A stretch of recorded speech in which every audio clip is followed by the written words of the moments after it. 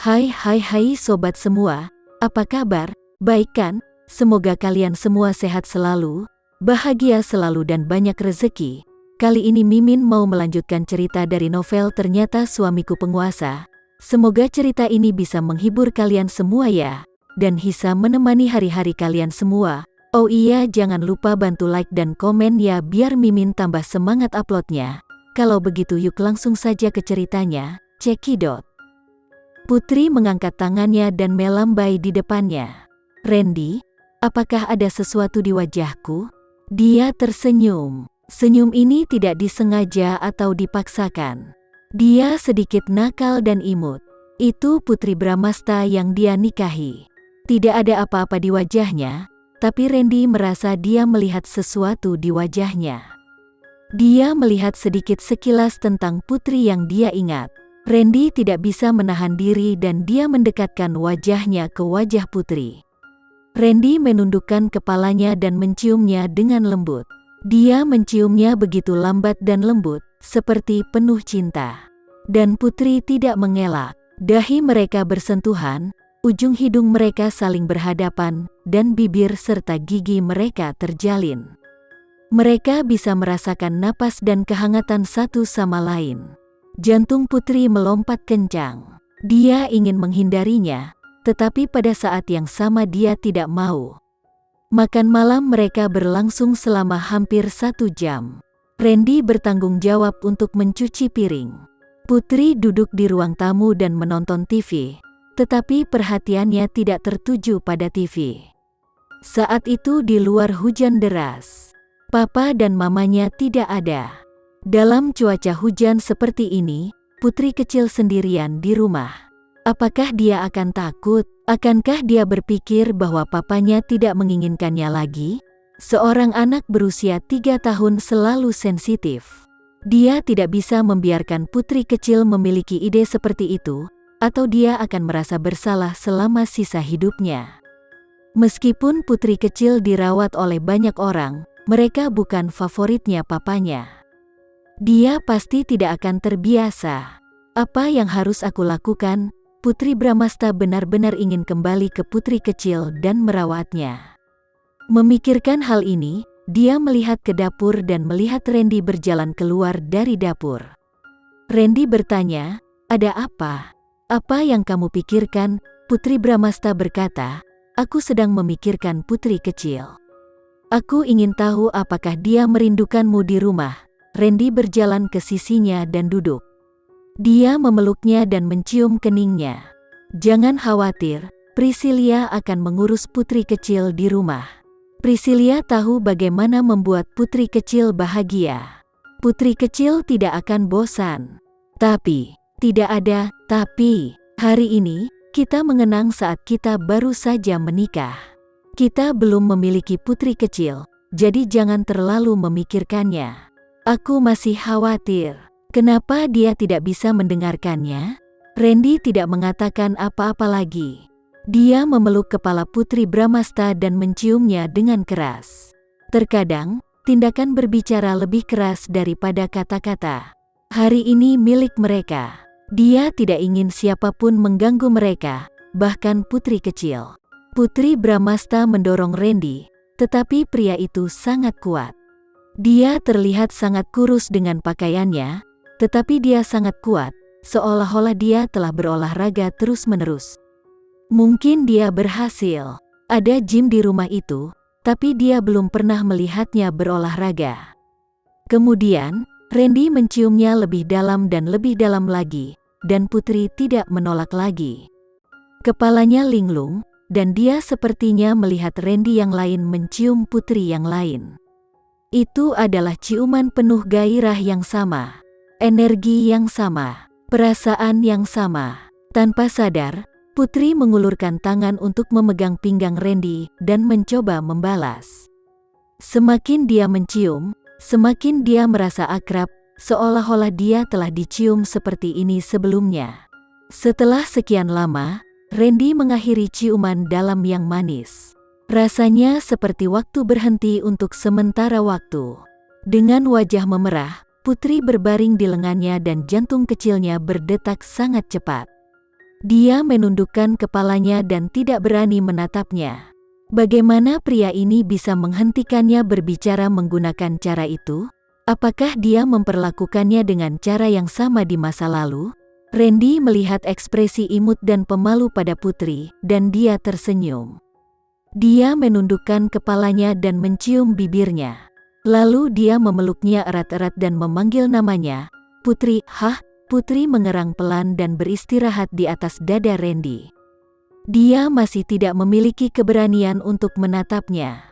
Randy menyandarkan kepalanya ke kepalanya dan mengusapnya dengan lembut. Dia berkata, "Tidak peduli ingatanmu atau masa lalumu, kamu hanya harus ingat bahwa aku adalah suamimu dan putri kecil adalah anakmu. Kita adalah dukungan terbesarmu." Putri Bramasta mengangkat kepalanya dari lengannya dan menatap matanya. Dia berkata dengan lembut, "Randy, jika aku tidak dapat mengingat masa laluku, aku tidak akan dapat sepenuhnya mempercayaimu. Apakah kamu mengerti?" Sebelum dia mengetahui tentang dibius, dia juga memandang ayahnya dengan cara yang sama setiap kali dia melihatnya. Ayahnya sangat baik dan lembut, dan sangat peduli padanya. Dia sangat takut. Dia takut Randy akan sama seperti ayahnya. Dia tampak seperti dia memperlakukannya dengan baik, tetapi di belakang punggungnya, dia hanya bisa dikhianati sekali. Putri tidak tahu apa yang akan terjadi padanya jika dia dikhianati lagi. Jika dia tidak bisa mendapatkan ingatannya kembali, dan dia dikhianati lagi, dia akan menjadi gila. "Tidak masalah. Tidak peduli berapa lama itu akan ambil, aku akan menunggumu." Putri tidak perlu mempercayainya sepenuhnya. Selama dia bisa melindunginya dengan baik dan tidak pernah membiarkannya terluka lagi, itu sudah cukup. Randy selalu mengatakan bahwa itu tidak masalah. Dia selalu mengatakan bahwa dia akan menunggunya. Dia selalu mengatakan bahwa dia ingin dia percaya padanya. Randy telah melindunginya diam-diam sejak dia melihatnya pertama kali ketika dia kembali ke Jakarta. Ketika dia mengalami mimpi buruk, dia akan menariknya keluar dari mimpinya. Ketika dia bahkan tidak tahu bahwa dia sedang mengalami gejala putus obat, dia menemaninya untuk rehabilitasi. Ketika dia ragu-ragu dan tidak berdaya, dia akan selalu muncul di sebelahnya secara instan dan memberitahunya, "Putri, aku ada di sini." Kata-kata sederhana, tetapi itu membuatnya merasa aman. Putri Bramasta menarik napas dalam-dalam dan mengangguk. "Yah, aku akan mencoba yang terbaik." Dia akan mencoba yang terbaik untuk mengambil ingatannya tentang masa lalu dan berusaha untuk kembali ke suami dan anaknya sesegera mungkin. Dia akan kembali sebagai istri Randy dan mama putri kecil, bukan sebagai Putri Bramasta yang tidak mengingat masa lalunya. Hujan deras masih mengguyur dan sesekali terdengar guntur. Cuacanya buruk, tapi sama sekali tidak mempengaruhi suasana hati Randy yang baik. Sepertinya mereka kembali ke masa ketika dia dan Putri baru saja menikah. Setelah pulang kerja dan makan malam, Putri akan duduk di aula dan menonton TV sebentar, sementara dia sibuk bekerja di ruang kerja. Meskipun mereka berdua jarang berbicara, tetapi mereka tahu bahwa mereka memiliki satu sama lain di sisi mereka. Selama mereka saling membutuhkan, itu orang lain pasti akan muncul.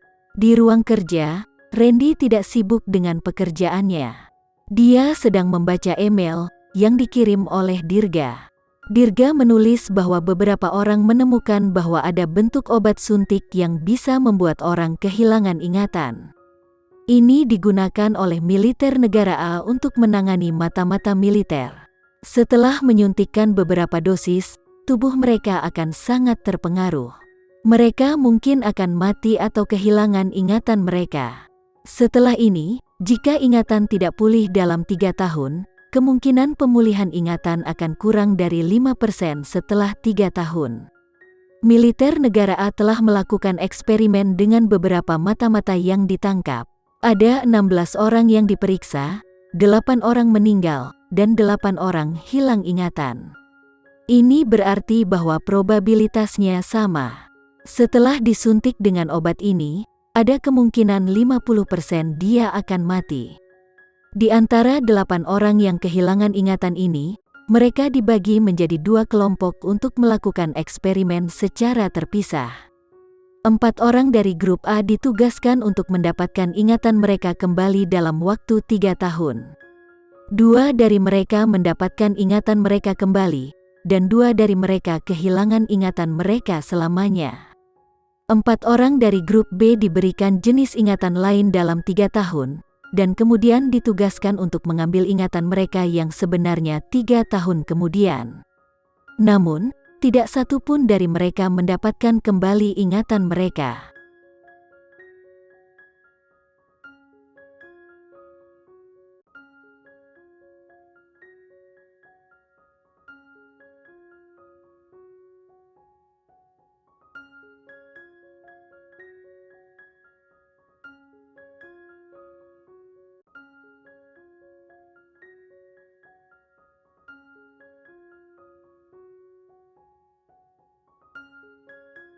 Sekian dulu ya cerita kali ini, kita lanjutkan lagi ceritanya di lain waktu. Oh iya, bagaimana menurut kalian? Semoga bisa sedikit menghibur kalian semua. Jangan lupa like, share dan komen ya. Untuk teman-teman yang baru nonton jangan lupa subscribe-nya. Hehehe, kalau ada teman-teman yang ingin gabung langganan bisa langsung gabung saja untuk dapat fitur yang menarik dan sedikit membantu Mimin. Terima kasih sudah menonton, sampai jumpa lagi. Bye bye bye.